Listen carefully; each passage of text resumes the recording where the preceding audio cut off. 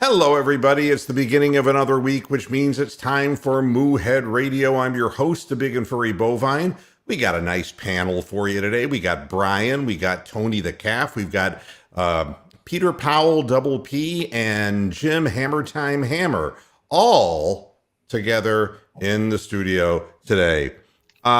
Today's program is going to initially be about the NBA All-Star Game and its impact on Cleveland. And I want to start out by how this whole thing, the whole NBA All-Star Game hit me as a former resident of Northeast Ohio, growing up in Northeast Ohio, and how all of this affects me as an individual, and see if there are some similarities that we all share. And maybe this is part of the reason why we all get involved in sports. When we're very young, we tend to dream about what our lives are going to be and the way things are going to be. And as we get older, we start seeing the world for what it is. And when we really get older, which some of you haven't, and you have, plenty of time before you hit this point, you recognize the world for what it is, but you start dreaming about other things. And sometimes the dreams for greatness are things that, even though they're no longer within our grasp, that's why we attach ourselves to athletics, because it gives us a feeling of being part of a group that is trying to achieve something, and that a championship, even though we didn't do anything specifically except cheer the guys on, it's something that we experience for an entire season, and it's something like makes us feel like kids. And it's no different in football and Super Bowls and all that kind of stuff. So it's interesting that after the NBA game, that the focus from Cleveland Cavalier players is that they're really firmly focused on what they're referring to as a rebirth of basketball in Cleveland. And part of it is creating a legacy without LeBron James. I'll quote some of the players. It's a rebirth of Cleveland, Darius Garland said, admitting he hasn't discussed the possibility of James returning. Our guys want to make our own legacy. Putting Cleveland on the map without Bron would mean a lot to all of us. It's a new look, a new feel. We're building into some other stuff we'll be able to talk about later. We will keep growing and see what happens. All right. Here's what Jared Allen said. We take a lot of pride in this. It's a different situation for Cleveland. Finally not having LeBron and being one of the better teams, showing and proving that the Cavaliers are back. We're finally back. We're finally ready to play basketball. And everything that was really brought up in this whole All-Star telecast, from the outcomes of things, from LeBron James getting a cheer from the crowd, hitting the final shot that sealed the win, to Steph Curry being born in Akron, to two Cavaliers in the All-Star game and three there to compete. There was a definite message that the spotlight was on Cleveland. With, you had people who were glamorous, glitzy, famous people in the crowd. And for one day, it was like being in Los Angeles, which LeBron gets to go back to. And so the media focused on the light that was shining on Cleveland. I want to quote, and let's see if anyone on the panel knows what this quote is. For over 1,000 years, Roman conquerors returning from the wars enjoyed the honor of triumph, a tumultuous parade. In the procession came trumpeters, musicians, and strange animals from conquered territories, together with carts laden with treasure and captured armaments. The conqueror rode in a triumphal chariot, the dazed prisoners walking in chains before him. Sometimes his children, robed in white, stood with him in the chariot or rode beside him in the trace horses. A slave stood behind the conqueror, holding a golden crown and whispering in his ear a warning that all glory is fleeting. Anybody have a clue? No. General George S. Patton, Second World War. From the movie Patton. Right now, it's a great time for young players to have dreams like we did when we were young. But from the croaked national anthem by Macy Gray. Oh, God. Sounds like she had emphysema. And all the way through a series of events, what they called events, that were really nothing more than charted, prearranged, preordained kinds of little spectacles that were meant to lure people in and gamble their money on meaningless things that were already pretty well pre-planned and pre-staged. Everything from let's give Steph 21 three-point shots and not guard him and see how he does. Yeah. All right. Now, we could have put Steph in the three-point competition, but that's too demeaning. We got to have star power here. You know, so you're going to gamble on who's going to win the three-point contest? You're going to gamble who wins the skills contest? It's all nothing. It's all marketing. The players don't play hard on the court because nobody wants to get hurt doing that shit. For the players, let's face it, it's fiestivation. It's having fun. Not playing the game. It's what happens at night before the game and getting together and all of that, and the camaraderie of being surrounded by the greatest players, not only who play the game, but who ever played the game, because a lot of the Jerry Wests and the Oscar Robertsons and the Michael Jordans were present for this game. So now, as people get older, and we try to find whatever glory there is for us, some get a rush out of gambling on these types of events. But the truth of the matter is that all glory is fleeting. And what looks like hope can sometimes be an illusion. The Cleveland Cavaliers have had a great half of a season. But they're going to learn something, as we all have, as we have grown up. That life does not necessarily go the way that we had dreamed that it would. And while the All-Star game was being planned and all the little spectacles put together, the blockbuster trade of an NBA desperate to try to salvage the process in Philadelphia and the moving of the Nets from New Jersey to Brooklyn and the ensuing ridiculous trade that went down, right down to after the game that Goran Dragic was going to the Nets. Surprise, surprise. All the way to Adam Silver saying, you know something? There's no reason why Kyrie Irving shouldn't be able to play at all home games, even though he's not vaccinated. So there you have it. You want to know the biggest scam of last night? Tell me about it. Chris Paul, the Phoenix Suns, yesterday afternoon announced Chris Paul will be sidelined 6 to 8 weeks due to a fracture of his right thumb. There he is in the first quarter playing in the game.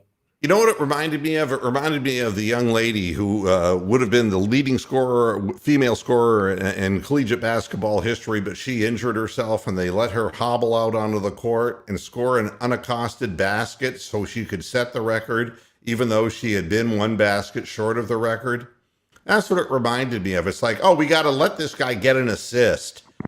Or Brett Favre laying on the turf for Michael Strahan. Yeah. Yeah. I mean, yeah, there were a lot of things in this but if you watch enough professional wrestling, you certainly know what a script is and you certainly know what marketing is. Just ask Jim McMahon. Ed McMahon. Oh, Vince McMahon. I'm sorry. Steve McMahon. Yeah. Hi-yo. Hey-o, Johnny. And that's the way the league works. while they're feeding hope with a group of young guys who don't have the foggiest idea. Darius Garland and Jared Allen and Isaac Okoro are hardworking, well-intentioned guys. But there's plenty of time for the league to corrupt them. Let's be honest about this. The guy who owns the Cavaliers owns the casino. Mm-hmm. I mean, it's gotten to the point where the fucking network that the games are shown are associated with gambling. Everything runs rampant and it's corrupt. And these young guys really believe that they're going to put Cleveland on the map and their style of play is going to get it done. And they're going to run into a fucking brick wall. Not because they're not good players, but because the outcome of these things go beyond. It's part of a big machine that wants them to happen a certain way.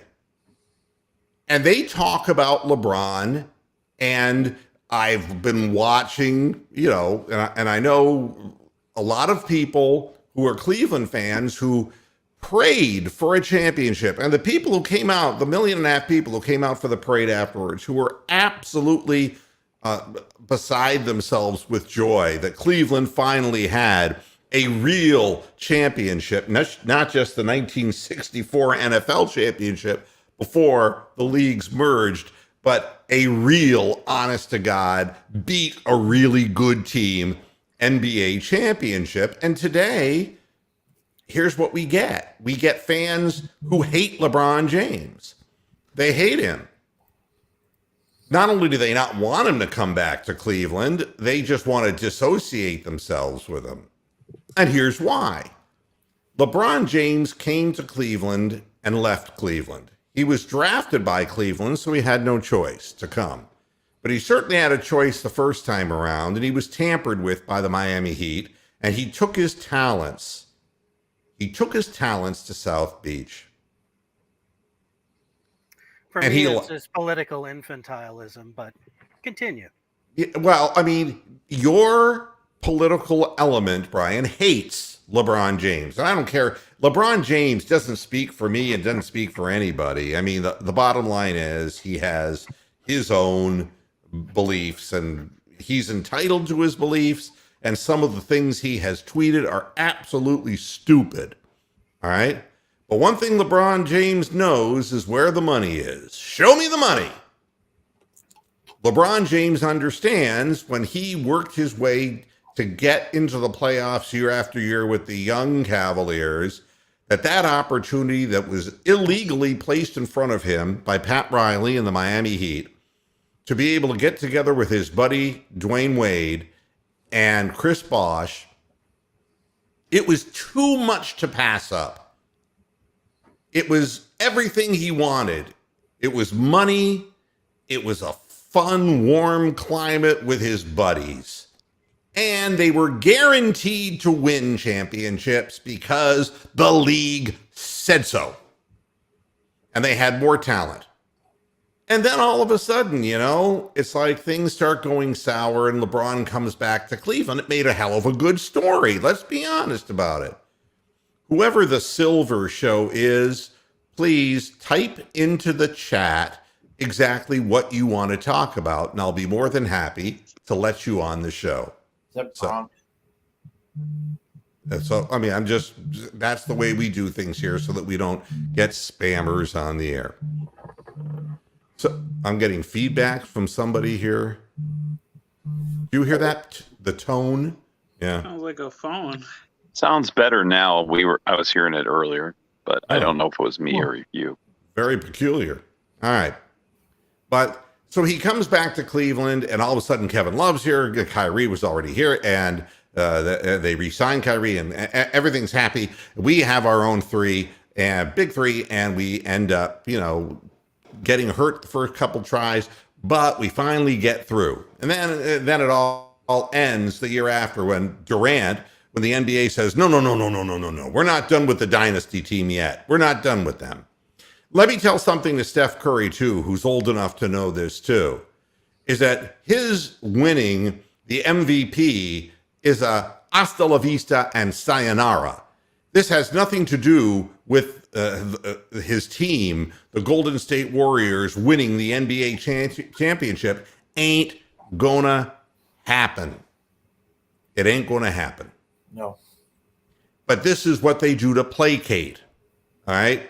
What a great player Steph is. Greatest three-point shooter of all time. Don't you forget it. All right, fine. That's all. He might as well have been Oscar Robertson at courtside. It was just, seriously, it was just giving, credence to the people who helped move the game forward. And I got nothing against Steph Curry, nothing against the Warriors.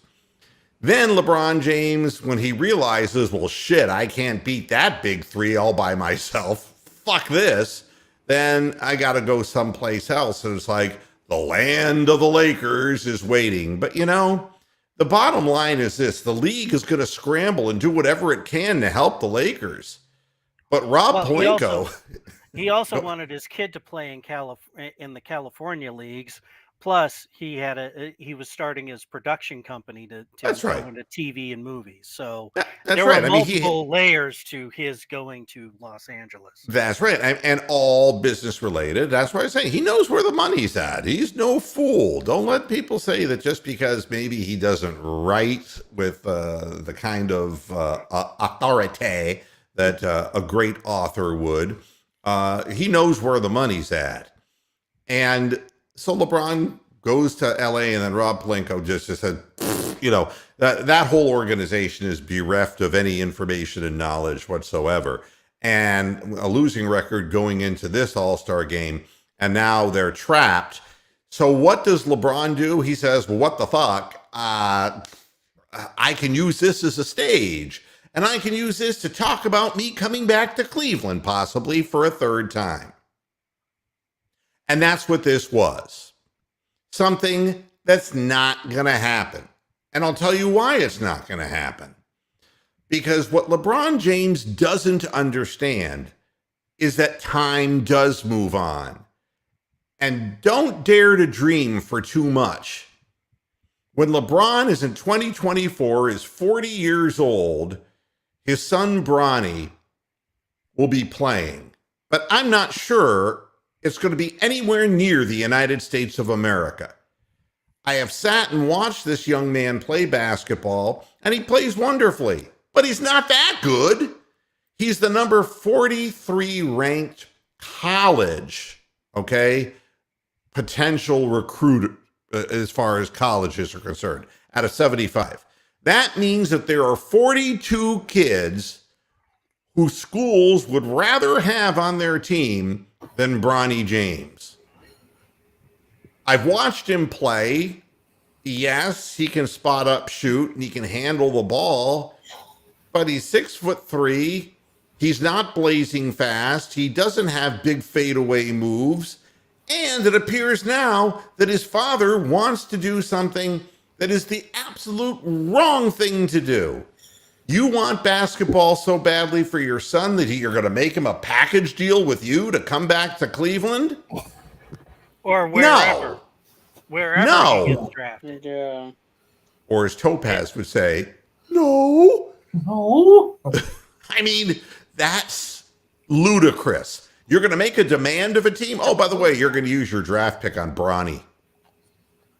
You mean the paper towel? No, my son. Now that one deserves a Mike Tyson ludicrous. Ludicrous. That's ludicrous. Do you think that if Bronny's went to the G League, do you think he would go to a G League team? I think What a chance in hell. I mean, right now, let's face it, by the time LeBron was a junior in high school, every team wanted him, okay? Every team wanted him. He was undoubtedly the number one pick. There were no questions asked. Colleges kind of half-heartedly offered him something because they knew where he was going. Bronny James, 42 people are going to go in front of him if these little things, and that's today as he's a junior. He's got another year to play. And you know that Bronny James By the time he's done graduating from Sierra Canyon, he'll be 19. We're not talking about a kid who's 15, 16. That's not what we're talking about. So this is LeBron saying, I'm going to use whatever leverage I have. But how much leverage do you have when you're a 40-year-old man and you basically left Los Angeles without a title? When does it stop being about me? And the answer is when the fucking league says so. And that's what will happen. Nobody will give a flying fuck. The only city that should have LeBron back is the Cavaliers to retire his jersey, to raise it to the rafters, and not have to put a 40-year-old man who's a shell of himself out on the floor. I respect LeBron James tremendously. Tremendously. I'm trying to figure out exactly where this sound is. Phone vibrating. Oh, Tony the Calf. It's emanating from Tony the Calf. Is it me? Yeah. Huh. I just muted you and it stopped. Dead in its tracks. Raid! Okay, go ahead. Somebody's trying to call me. It's probably the cell phone interference with spam caller interference with the fucking. That's all right. Somebody needs to get a hold of you. You're wanted. You're loved. Yeah, no, it's nice. My auto warranty has expired. Please click here to renew. So, the fact is Well, the you league, just bought that fucking thing. in the end, the league runs and controls whatever it wants to control. No, And you're talking about an overbearing dad, but who's more overbearing than that idiot Ball, who managed to get all three of his kids into the NBA? Yeah, I agree. And I agree with you. People are dumb enough to fucking draft those assholes. I guarantee you, someone will be dumb enough to draft Bronny James. I'm not saying that they, I'm not saying they won't. And it's going to be kind of like it'll end up being like the Seattle Mariners situation with Ken Griffey Sr. at the age of 40 or 41 and Ken Griffey Jr. at 19. Except Ken Griffey Jr. could fucking play. Yeah. Well, yeah, but I mean, they still had to carry Dad for that whole year. But if it's a dog, dirt team, they're going to do it because they're going to sell tickets. That's it. Just like the Babe Ruth thing. Wouldn't it be a just punishment to make him go do that shit in fucking Sacramento? Yeah, I mean, exactly. Yeah, well, it was just like Babe Ruth going to the Boston Braves at the end of his career. It's like there's, right. That was strictly. He never played. He never did nothing. All he did was basically he was there to put butts in the seat. He'd walk out. He'd wave his little cap. Yep. That was it. He doffed his cap. Kind of like a league of their own. Right? Eat 35 hot dogs and then drink himself into oblivion. And scratch his balls for half an hour. Mike Tyson would and spit. So, again, everything that happened is not the stuff of our young dreams. It is the stuff of a staged situation and a marketing effort by the NBA. And don't take any of this too much to heart and too seriously, because the Cleveland Cavaliers are fun to watch, and in games that don't really matter, because really in the end, there's so many play-in possibilities in the NBA playoffs now. You want to be in the top 7 so you don't have to go through that whole play-in nonsense. And if the Cavaliers can stay at around 500 to even slightly under 500, they have a very good chance of being one of the top 7 teams. But don't ever forget that when you get into the playoffs and you have a 7-game series, that every fucking call is going to, because if you're number 6 or number 7, you're going to have to play against Giannis. You're going to have to play against Embiid. Every fucking call's going to go against you, because that is the way Vince McMahon wants it. You're a champion only when Vince signs off on it. And sometimes if you're Bret Hart, you get it taken from you without you even knowing it's going to happen.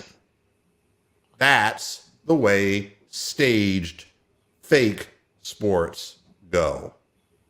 But at least he did get to punch Vince in the face. Which, yeah, and spit in his face. That was definitely worth it. Yeah. So at any rate, moving along. If Derek were here, and I'm worried, has anybody heard from Derek? I've seen him tweeting. Yeah, he's been He posted tweeting. a video that I watched. Oh, the other good, day. good. Yeah, I'd like to see him on here because he's a good fella. He tweeted something out to me, and it was when the story broke. But Juwan Howard literally punching an assistant coach. Oh yeah, that. A Wisconsin coach. I mean, this is on film. It's for the world to see. Dude, I never liked everything is Juwan on Howard film. as a player. I always thought that he had a chip on his shoulder, that he was kind of a nasty fella, kind of a dour, dark cloud kind of guy. This is a fireable offense. And if the NCAA doesn't force the University of Michigan, or if the University of Michigan doesn't have the decency to fire this guy, I mean, who knows what he's doing to his players? This is Bobby Knight shit, and it's 2022. We don't do this. This doesn't work. So I just wanted to scream out as best as I can that we were talking the other day about the whole Ron Behagen, Luke Whitty thing. We have absolutely no tolerance. On this program, I have no tolerance for somebody who is representing sports to young, unfinished minds. And that's what he does in front of God, the fans, and his players. That's just ridiculous. I think that I don't think that he'll be fired.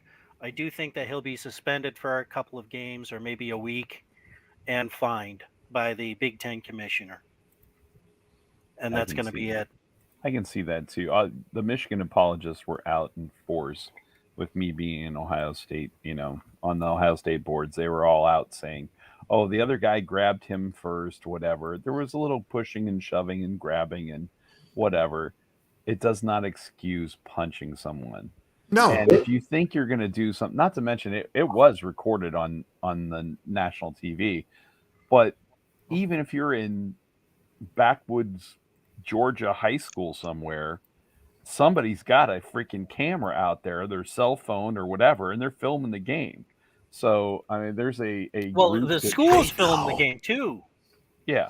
Well, and there was video from every time the Buckeyes and with the Wolverines. How in the fuck did I forget that? They've been playing up these two embracing post game. So there's clearly a personal relationship between the two. Yeah, I mean, this was something the players were congratulating one another. It wasn't hard feelings about the fact that Michigan got pasted. The issue was when the two men crossed paths, and there was a he was pissed off about a timeout. I know what the fucking story is. Late timeout, whatever. Yeah. I mean, and yes, there was a reason why the coach did that, and it wasn't because he had 4 seconds left to bring the ball over the center court line. I mean, that's all bullshit too. There is an axe to grind between these two guys. There's no question about that. That was a dick move, but there's also sometimes times to do that. I mean, me being a basketball official, I remember where there was no reason for the clock to stop. There were a bunch of subs that were waiting to get their way onto the court to get their, join the trillionaire club, or with 1 minute in the game and no score otherwise. Club Trill, as they called it here at Ohio State.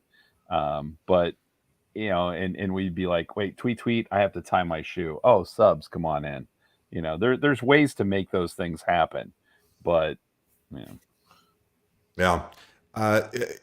To me, it's a fireable offense because you can't have grown men going after anybody. You can't punch somebody as the head coach of a team, because your moral character is on display in front of young, impressionable students. And you can't allow that, in my world anyway, you can't allow that to happen. Now, what they end up with, God only knows, because we know that there's a lot of things today that are different than, when I was younger. But it's not acceptable. And it's not like Michigan's going anywhere 14-11, folks. They're going to stay in Ann Arbor. That's where they're going to go. Well, they would have to win the Big Ten tournament. And that ain't going to happen. Invite. So I think Indiana's better, and I think the Buckeyes will probably be better. The other thing that I found really interesting, so many people on Twitter, and they are ripping LeBron James to shreds. All right. Let me tell you something. And I just got done telling you that I find LeBron James to be me-oriented and very much a guy who is into the good outcome for himself. It would almost make sense that he would tie in that his greatest dream, first his greatest dream was leaving Akron and looking up at Cleveland in sports. His greatest dream was to win a championship. Then his greatest dream is and now his greatest dream is to play with his son. It's all about himself. Mm-hmm. It's not the dream that his son is going to play in the NBA. It's that he's going to play with him and somehow figure into that story. And that's what I find disagreeable. But here's what I find disagreeable about fans who just rip LeBron James incessantly. Y'all complain about no championships in Cleveland. It was 50 fucking years plus. I don't need to tell people of my generation how long it was before a Cleveland organization won anything. Anything. And LeBron James won that. And because he was here at the right time, the league put its weight behind it, and 1.5 million fans showed up, and now it's not enough for the people who are the angry people who are trying to get rid of Baker Mayfield. They're the same fucking douchebags. And you all are me-oriented because you just want to keep posting on your little Twitter and all over social media. Oh, fuck Baker. Did I get any comments? Did I get any responses? You got no fucking lives. Wake up. The Cleveland Browns are going to win a goddamn title when somebody else decides they're going to. And believe me, when they're allowing the networks who show the games to create animations that insult the Cleveland Browns, we're not at the top of the list, folks. You can go on screaming and complaining all you want. Most of you are young, mongoloid, chromosomal damaged pricks. And what you don't know is how long everybody who's much older than you are has waited for the Cleveland Browns. And we've cheered them on, and we've faced ecstasy, close. Red Right 88, failure. And then Paul McDonald, yeah. And then Johnny Manziel. Y'all weren't there for all that shit. So you don't know. You don't know shit. And you're angry. You're just a bunch of angry people like Juwan Howard. You got to lash out at somebody. Getting fucked over by John Elway 3 times. Yeah. LeBron James is a great basketball player. For a 37-year-old guy averaging 29.1 points per game, shut the fuck up. All right? Look beyond. Because, yes, he's totally self-permeated. I know that. Going back to John Elway and punching people, it is okay if I punch that guy if I ever see him, right? In his horse mouth, yes, okay. Absolutely. Right, just want to make sure. All right. Fucking horse mouth.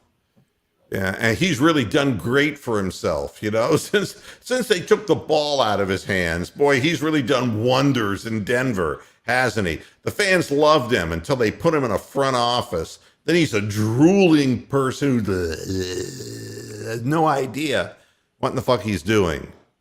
It's amazing. Yeah, one day you'll see an article in the news, and it'll be like, old Cleveland fan punches John Elway in airport. You'll know what Yeah. It was me. You'll be like, after interested.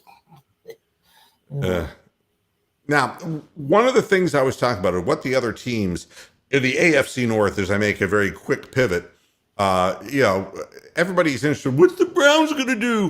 Get rid of Baker, and it's like I'm not going to get into arguments with people, but it is interesting what the teams' journalists are saying about what their teams should do. And I was very indecisive about the Ravens, but I think this pretty well clears it up. And this is from an ESPN staff writer who covers the Ravens. So he has good inside information. He says their projected salary cap space is $10.17 million. Their top free agents are center Bradley Bozeman, Calais Campbell, Brandon Williams. These guys are Patrick Picard, their football, or Rickard. Sorry, Picard's the captain on the. Yeah. Sammy Watkins, the wide receiver. Deshaun Elliott, the safety. Jimmy Smith, the cornerback. Latavius Murray, a running back. Justin Houston, an offensive linebacker. Basically, what they're saying is they got to keep a few people here. Calais Campbell and Justin Houston. That's what they're saying. They got to make their offers, but they got to make them not real attractive to the players. In other words, they got to be team-friendly contracts to keep Calais Campbell and Justin Houston. Keeping a defensive end, keeping an offensive line or outside linebacker. Now, with that in mind, they're looking at potentially cutting Alejandro Villanueva, who's was I supposed to block him? Tavon Young, the cornerback, and wide receiver Miles. I went to Notre Dame, so I'm an instant failure. Boykin. So here we go.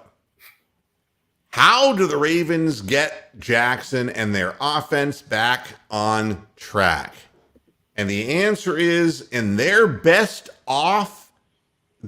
case scenario during this offseason, if they solidify the center and middle linebacker in free agency and address the other major needs, the offensive tackle, defensive line, and pass rush, in the first 3 rounds of the draft, and find a way at the same time to keep Ricard, the blocking fullback. If Baltimore can't re-sign Bozeman, the Ravens bring back Ryan Jensen and his nasty streak. So what they're saying is they need a center and middle linebacker so that they can keep playing Harbaugh ball. They're not saying nothing about wide receivers or anything else. They figure that what they got in Lamar Jackson is all they need. But it also tells me that ain't going to be enough. If Cincinnati does the right thing and really gets offensive linemen in their free agency, then Baltimore's not going to be able to put as many points on the board as Cincinnati is. So basically, the Ravens are not in, their needs are a defensive lineman, an offensive tackle, and a safety. And they were hit hard in their defensive backfield with injuries. And they picked one below us at 14. So that's your answer, because I was somewhat hedging on that. In Cincinnati, they're saying not what I'm saying. They're saying yes. They better do something about their offensive line. Their projected salary cap space is $48.65 million. So they got some wiggle room here. Yeah. And and some of those, it's like 2 of their starting offensive linemen, they could definitely just cut outright and have that added players. Money to go ahead and sign up more offensive linemen.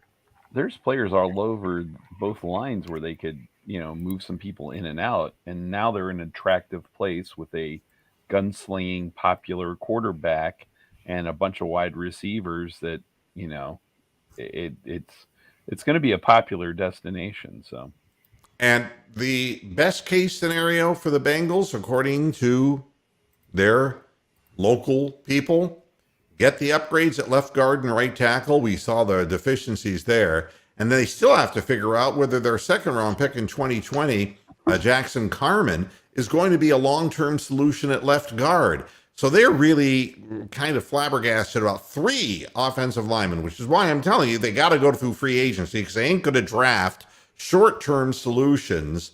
They're going to get that through free agency and then develop offensive linemen so that Burrow doesn't get killed next season. They also would improve their depth at wide receiver in a best case scenario. In the worst case scenario, they have another offseason of inadequately addressing their offensive line, making small changes that ultimately don't work. Burrow's sack issues in that case would continue. He suffers a major injury and all the good momentum's gone. And the truth usually falls somewhere in between. But fame, glory, is fleeting.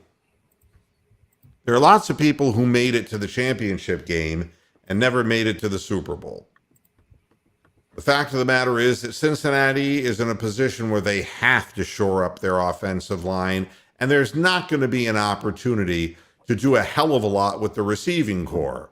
And nor do I think they have to win the AFC North, but they've got to address their weaknesses. For Cleveland, according to Jake Trotter, who is their ESPN staff writer, here are the, and I'm not even going to get into, Baker Mayfield. The best offseason scenario that the Browns would land Aaron Rodgers or Russell Wilson without having to trade away any of their current young stars. This is not this is not a best case. I mean, this is like sticking a needle in your arm with heroin in the syringe and just pretending all is well with the world. Aaron Rodgers, he's only won 1 Super Bowl, and he did it with a team that was a lot better than the Cleveland Browns, so stop that. Russell Wilson isn't coming to Cleveland. Stop that. No. Yeah, Sierra's never going to fucking release his balls to do that.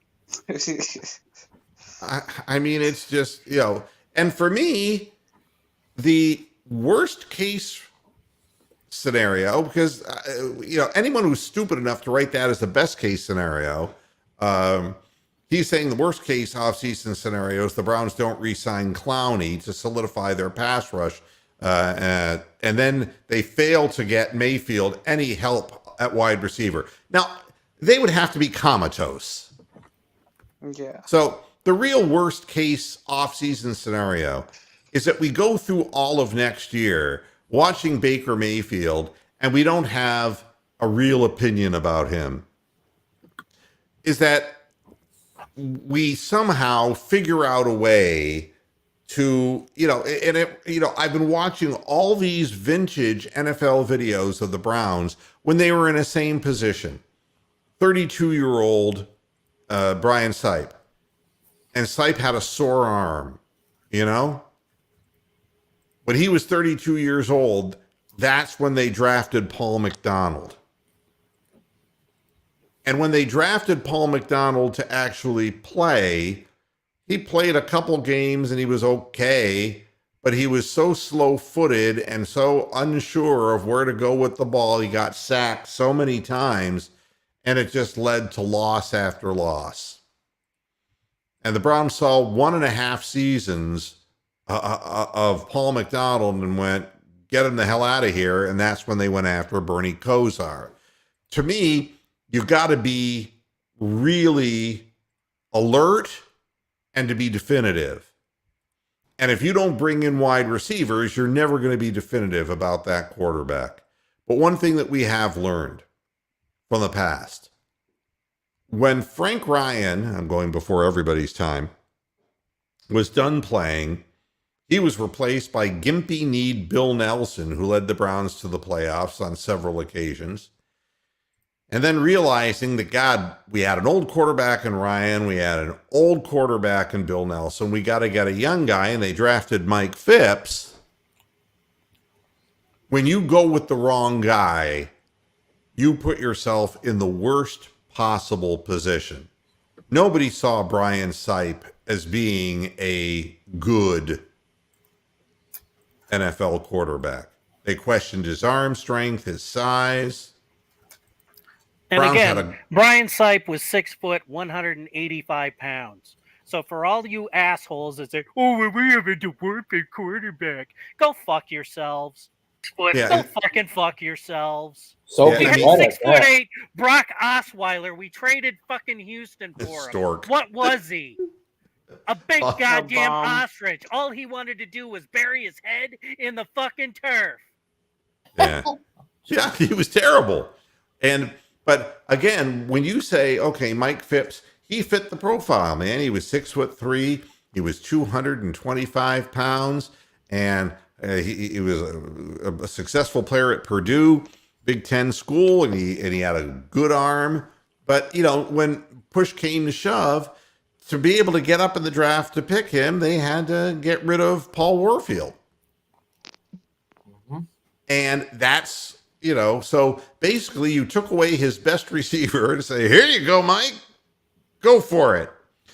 And Brian Sipe came from nowhere, and we had a great offensive line that protected him. By the time he was 32, then it was the Paul McDonald thing. When it was the Bernie Kosar thing and Bill Belichick decided it was the end of Bernie, it was Todd fucking Philcox. There are some things I can't get out of my craw after all is said and done. I can't get it out of my craw. Todd goddamn Philcox. And then Vinny fucking Testaverde, colorblind quarterback. Now that's what I really want, a guy who really can't differentiate colors on a field. God, these Bengal uniforms look a lot like the Browns. Intercepted by the Bengals. Great. We've been at this juncture so many times, folks, you have no idea. And the people that are tweeting all this negative stuff, you haven't seen 1/4 of it. We, Hammer and I, Brian, we have seen the horrible quarterback decisions made by the Cleveland Browns. And if you think Baker Mayfield is bad, you know nothing. Eric Zier, thank you, Radu. That Eric Zier out of Georgia, remember him? He got his shot too. Yeah. He was fantastic at Georgia, came to the Browns and fucking fell on his face. Literally. Yeah. I mean, Milt Plum, there's a great name. Thank you, Rick. God. That's right, man. Hey, Rick's seen it. He's been through the wars with me and with Hammer. We've been through the wars. We've seen these people come and go. You don't know how hard it is being a fan of the Cleveland Browns because it's so fucked up. That's why last year was like being led to the water and finding out it was a mirage. It was just like worse. It was the fucking Cuyahoga River when it was on fire. Well, it wasn't burning, at least. It was back when you could walk across the damn thing. Yeah, but yeah. It was one of those kind of things when you just you see these guys and they tout, oh yeah, this is the next great guy. This is the guy that's going to do it. We're going to bring this guy in. He was on the Super Bowl team, or this guy here, or whatever. It's just one after another, and not to mention the merry-go-round of coaches, at least since the return of the team. And I'm really convinced that the people who are yelling and screaming, saying to do this, just want something they can continue to be angry about. That seems to be part of the reason why they're on social media. Oh, and can I address Mary Kay Cabbage for Brains for a second? Sure, feel free. In her 3-round draft, she's got the Browns picking Malik Willis. Yeah. I'm sorry, people. Malik Willis is not a savior. Malik Willis, at the very least, is a 2-year project on a good team that develops quarterbacks, not on the Browns, who don't develop any fucking buddy. If case in point is Baker Mayfield. Yeah, they've done everything they can to fuck up that kid, and it took them 4 years to do it. If you don't have a plan and have players in place, I mean, the Browns do have a rather aged and injured offensive line, but a good group of players who could protect a young quarterback. But there are some quarterbacks. I mean, I'm not going to say turn the keys over when I've got the number 1 pick in the draft and who's had a successful college career, and a guy from Liberty. Yeah. No. He transferred from the SEC too, by the way. I don't give a shit. He wasn't good enough to play in the SEC. Yeah, When was he's the last not time a good. small school quarterback has done anything in the NFL? He can scramble, and what he showed me at the Senior Bowl is an Jimmy underpowered Garoppolo. arm and good legs. And Yeah, he'll be running Well, all right. Kurt Warner went to Northern Iowa Yeah. and won. Josh Jim- Allen won a was at Super Bowl. Jimmy G has got to the and took 2 teams to NFC the, It took the Championship. fucking Cardinals to the Super Bowl. So, Carson Wentz went to North Dakota. Yeah. yeah. There's people out there. It's if you got the goods, you got the goods. It's just it's a big step up. That's why so many of these guys that come from the Power 5 schools. Oh, and Josh Allen went to Wyoming. So Yeah. there you go. I mean, That's a there's Division people- 1 school, but No. that's as backwater as you're gonna fucking find. And Look, Malik didn't come to the attention of the world until this whole diversity thing became really a spinning top. I'm not going to say anything about him except he was a quarterback at Liberty, and he was not flying in the range of radar. Nobody talked about him. Nobody mentioned him as being, it was all, the Pittsburgh quarterback, Rattler who Pitt. fell off. Quarterback, yeah. And it's a weak group this year, which brings us to the thing that really, really kills me. Cowherd? No. Oh. All right. I thought you were going to talk about Bob Baffert being suspended for 2 years from the. I will in Kentucky just a Derby. minute, and I sorry. want a horse to kick him in the groin. That's a big story, really. Trigger is not happy. With the Hey, retirement maybe of we can shape him up Roethlisberger, the Pittsburgh Steelers quarterback job, of course, is up for grabs. Outgoing general manager Kevin Colbert gave former backup Mason Rudolph a vote of confidence. Isn't that what you want? A vote of confidence from a guy who's leaving? You want to know what problems are? Pittsburgh's got problems. Although they did make a great move in grabbing Brian Flores. I think that's a hell of a move for them. Yeah, they did bring in Flores. I saw that. That's cool. He's a great, position coach. So that Look. sucks for us. Good for him. Let me tell you something. If you haven't figured out that the NFL and the Pittsburgh Steelers are joined at the hip, I don't know how much more you need to see. Pittsburgh bailed out the NFL by hiring Flores, and it's not like they gave him a great position. Linebackers. Yeah, I mean, this guy went from being a winning head coach to being, I thought that they were going to allow him to sweep up the locker room at the end of games. That's part of his But contract. now with actually. Pittsburgh's history of linebackers and linebacking cores, that's actually a really good position to be in. Yeah, but what I'm saying is, see, there was no problem. Flores got a job. There's not a problem here in the NFL. And look what the Steelers did. You He see? got Denny Greened. They're all getting Denny Greened out there. The whole Rooney Rule is a joke. Fuck the It's Steelers. Freaking Denny Green interviews. They bring Steelers in the are in guy. bed. Yeah. They're in bed with the NFL. It's sickening. They get favorable calls, and I'm sick of them. Let Mason Rudolph go out there and take it like a man his first night in prison. What's funny with Dennis Green, though, is he passed on a lot of jobs until the Cardinals. And then he took that job as a flyer, or as his kind of last chance.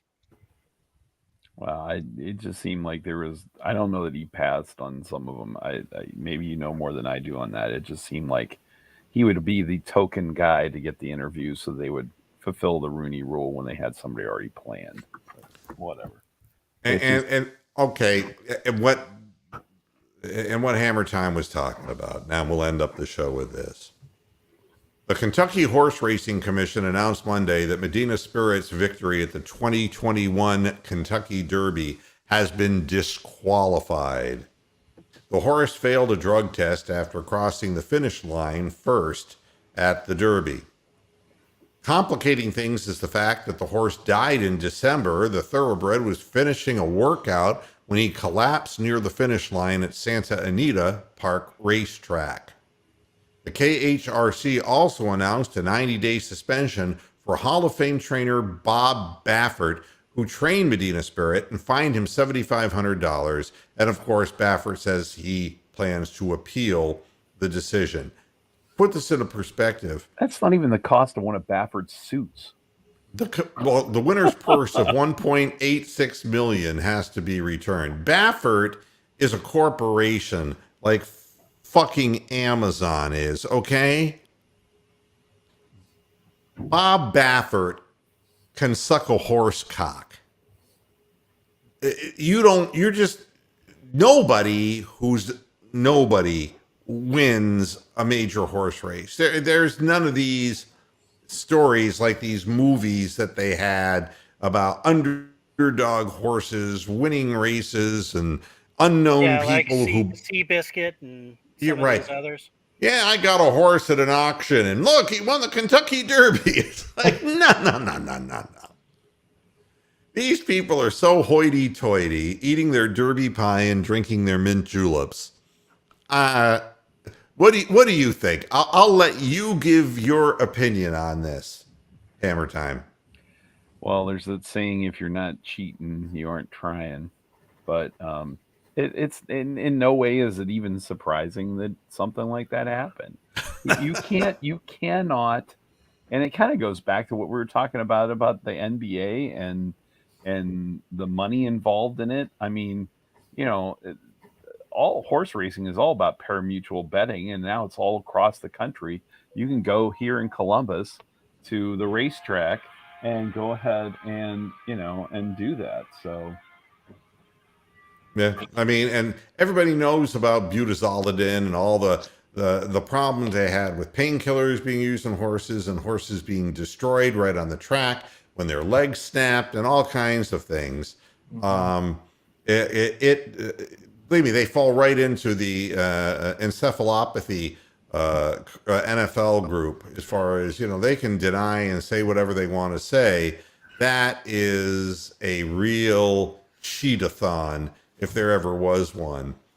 And, in a world that, I love Topaz. I love my dog. And these animals are subjected to this kind of chemistry that results in them trying to do things that exceed their physiologies. And that it's not like you or I can get a knee replacement. I was stupid and I was playing tennis for too long and I wore it all out.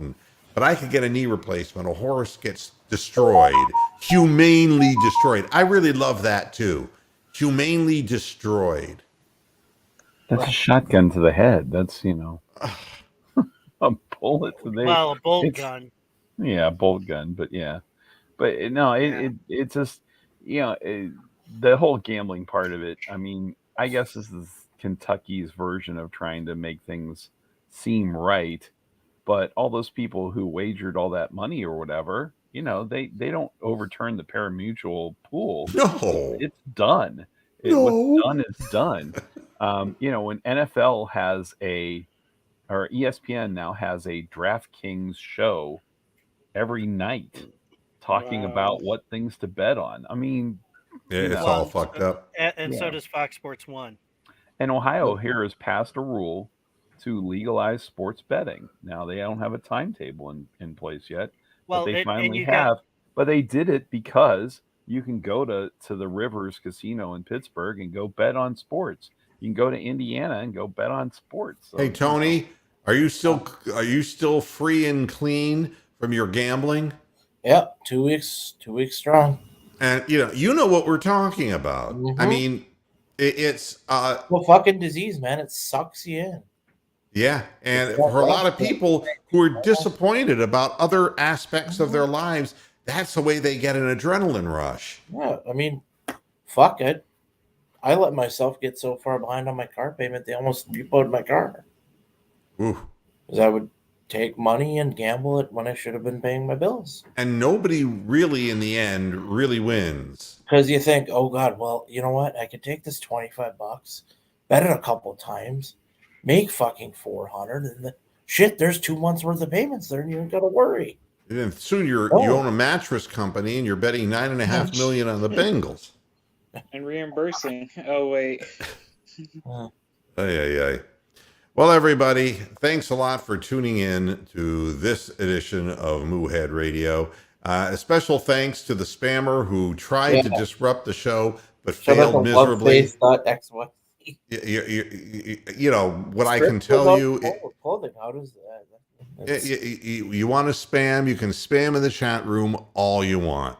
It has absolutely no effect on me whatsoever. But what it does is it improves the odds that your mother's going to get the clap.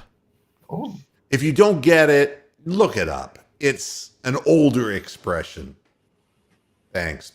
And thanks to Hammer Time and Double P and Tony and Brian for joining me on the panel today.